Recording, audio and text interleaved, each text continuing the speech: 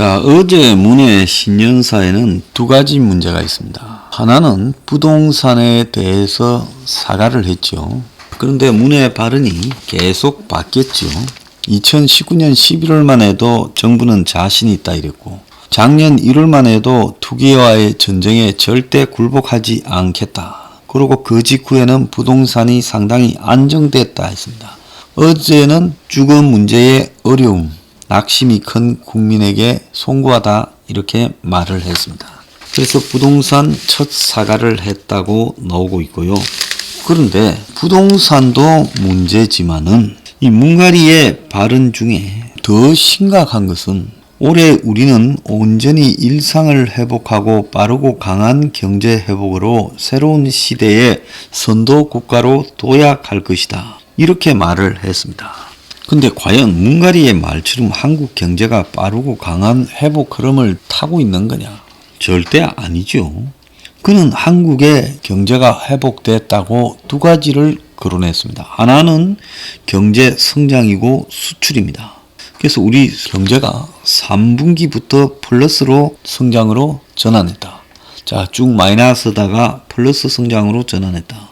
12월 수출이 2년 만에 500억 달러를 넘었고 12월 기준으로 역대 최고치를 기록했다. 자, 3분기에 한국의 GDP는 2.1% 전분기에 비해서 성장했지만은 지난해 1분기에 마이너스 1.3, 2분기에 마이너스 3.2로 연속적으로 꼬꾸라져서 이전이 워낙 안 좋아서 기저 효과일 뿐이죠. 그러니까 바닥에 내려갔다가 좀 올라가니까 그 수출이 증가한 것처럼 비춰지는 거고요. 코로나로 인한 충격을 아직 경제가 절반도 회복하지 못했다라고 지금 이야기가 나오고 있어요. 그리고 11월 이후에 3차 확산으로 연말에 경기 반등 가능성이 물 건너 가버렸습니다. 기재부는 지난해 성장률을 마이너스 1 정도로 생각을 하고 있어요. 그래서 외환위기 때 마이너스 5.1을 기록한 이후 첫 마이너스 공식 성장입니다. 대통령의 지금 사고 머리 상태가 굉장히 걱정된다. 비교 기준을 어디로 잡느냐에 따라 경제는 유리하게 이렇게 억지로 만들 수도 있고, 맨날 손해를 갖다가 100씩 보다가 손해가 한 80, 60 나면 그것이 플러스로 전환됐다고 자랑할 수 있는 부분은 아니죠. 수출만 해도 지난해 12월이 2019년 12월보다 10% 늘었지만은 2019년 12월이 세계 경제가 미중 대립으로 무역 전쟁으로 최악에 가던 상황이었고, 2018년만 해도 월 평균 수출이 504억 500만 달러였다는 거예요.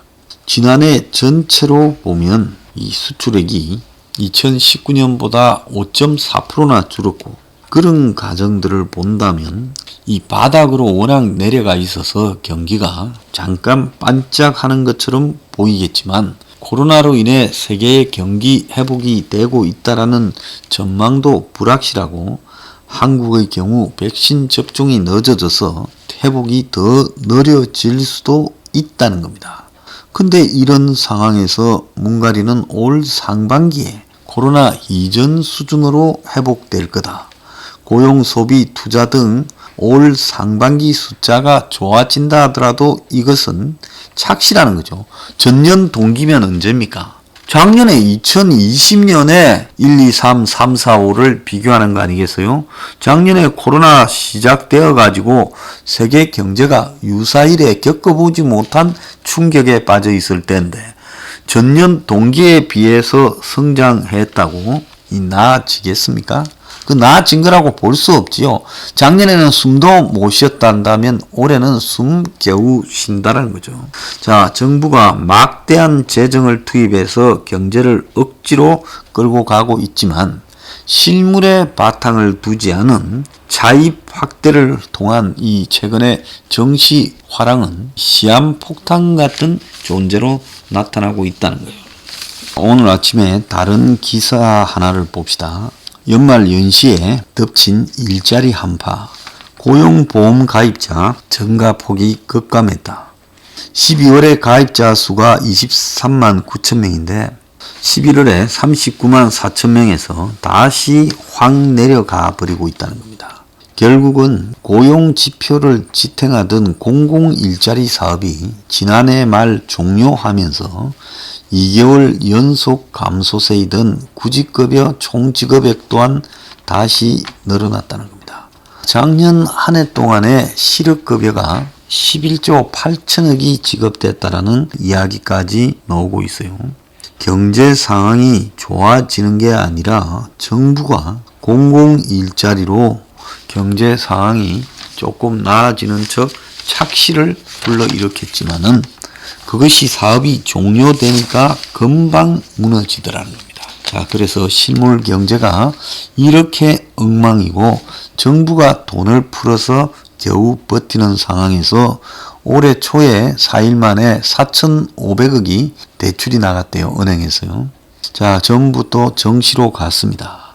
미국에서는 월가의 이 정시가 강세라고 이렇게 입장을 시종일관 견지해오던 리서치 회사의 대표가 아데니 리서치의 에드워드 야데니 이 씨가 내가 보는 지점이 모두 붕괴를 가리킨다면서 거품이 너무 끼어서 비트코인 기술주가 과열이고 하반기 정시가 더 위험하다 이렇게 말하면서 거품이 꺼질 거다라고 이야기를 합니다. 자, 한편으로 한국에 주식하는 투기자분들을 뒷받침하는 한 언론이 쓴 이 기사가 있습니다.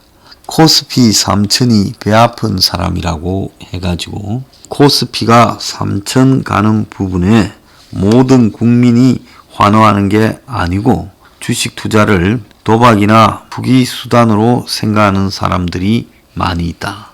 그래서 여기에 동참하지 못하는 사람들이 배가 아파하고 이게 빨리 꺼질 거라고 재를 뿌리고 있다.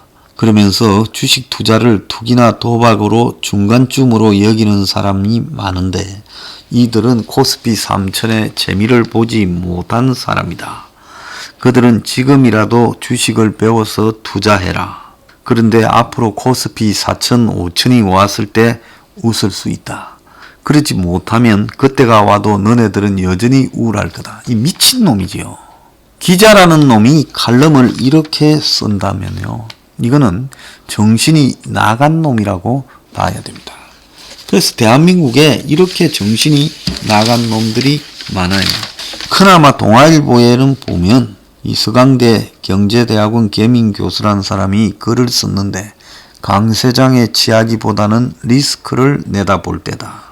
단기 부동자금이나 개인 매수세가 이끈 주가가 결국은 실물과 괴리된 외부의 충격에 겁나기 불가피하다. 주가 붕괴 리스크에도 대비해야 된다. 이렇게 말을 하고 있습니다. 자, 제가 경고합니다. 젊은 사람들요. 주식 계속 하다가 그나마 오피스텔이나 고시원에서도 못 살고 노숙자가 될 겁니다. 신용불량자가 되고요. 몇 달 안 남았어요. 자, 제가 비트코인 조심해라고 한 3년 전에 경고를 했습니다. 근데 또 올랐지 않느냐? 또 올라요? 어제 비트코인 얼마 내렸어요? 하루 새 $10,000 내렸다가 다시 회복됐다고 합니다. 이거 비정상이죠. 경제는 복잡한 것 같아도 기본적인 원칙에서 벗어나는 것은 다 사기입니다. 눈에 보이지도 않고 교환 가치도 없고 정부에 의해서 보정받지 못하는 저런 암호화폐라는 것은 그 가치가 절대 지속될 수 없다라는 게 제 확신이고 언젠가 한번 꺼지고 나면 이제 그때는 저게 사라질 거라고 보고 있습니다.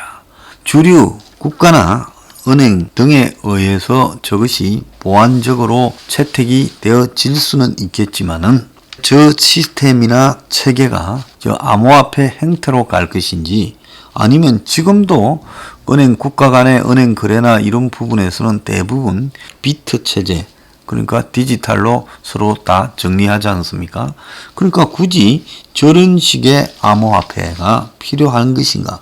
그 부분에서는 저는 왜 필요한지 아무리 생각해도 범죄가 아니라면 저런 것이 필요 없다라고 생각합니다. 어제 주식 사상 최고로 많이 주식을 샀답니다. 개인이 4조 5천억을 산 날 기관은 3조 7천억을 팔았어요. 그래서 어제 한때 최고점에는 코스피가 3266이 갔는데 저점에서는 3096으로 하루에 170.04포인트가 떨어졌고 역대 하루의 일중 폭락으로는 어제 가장 심했다고 합니다. 1시 반쯤 그랬대요. 최종적으로는 3148로 마감을 했다고 합니다. 개장 12분 만에 개인이 1조 사들여서 3200 넘겼지만 오후 들어서 출렁였고 저금리 속에 가게들이 저축성 예금을 다 줄이고 정권사에 돈을 빌려서 은행에 빌려서 비투를 하고 있습니다. 자, 정시가 하락하면 2배 수익 내는 이 꽃버스라는 투자도 지금 다시 시작됐다는 거예요. 내릴 때가 됐다 이렇게 보겠지요. 작년에 신규 정권 계좌가 723만 개인데 이 중에 절반 이상이 2030이라는 거예요. 그래서 60대는 평균 3,624만 원을 보유하고 있고 계좌에 30대는 평균 669만 원을 보유하고 있다는 거예요. 자, 이 게임에서 개인은 이길 수 없습니다. 기관이 이제 팔겠다고 좀 더 가면 위험하니까 매물 폭탄을 내니까 개인이 4조 5천억으로 방어를 했다는 겁니다. 참 이것도 기가 찬 이야기인데요. 외국인들이 어제 선물 매도를 했다는 거예요. 제가 주식 오래 하다가 어디 간다 그랬습니까? 노숙인 된다 그랬습니다.